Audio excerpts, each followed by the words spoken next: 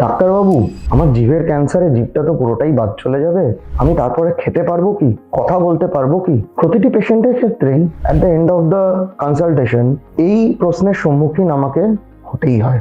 একজন head and neck cancer বিশেষজ্ঞ হিসেবে এই প্রশ্নের সম্মুখীন আমাকে প্রতিনিয়ত হতে হয়। খুব ভ্যালিড কোয়েশ্চেন, এবং এখানেই আসে রিহ্যাবিলিটেশন স্পেশালিস্টের রোল। সো সার্জন হিসেবে যেটা আমি সবসময় করে থাকি, যে সার্জারির পরবর্তী দিন থেকেই একজন রিহ্যাবিলিটেশন স্পেশালিস্টের নিয়মিত পরামর্শ নেওয়া, ইনপেশেন্ট থাকা অবস্থায় এবং ডিসচার্জের পরেও রেগুলার ভিজিট। রিহ্যাবিলিটেশন স্পেশালিস্ট বিভিন্ন রকম গলার এবং ভয়েসের এক্সারসাইজ এবং খাদ্যের কনসিস্টেন্সিকে ভ্যারি করে এই সমস্যার সমাধান করে থাকেন। এবং বলতে আমার দ্বিধা নেই, আজকালকার দিনে প্রপার রিহ্যাবিলিটেশনের দ্বারা একজন স্টেজ 4 ক্যান্সার পেশেন্টের পোস্ট অপারেশনও কমপ্লিটলি নর্মালভাবে মুখ দিয়ে খাওয়া এবং কথা বলানো সম্ভব হয়। ধন্যবাদ।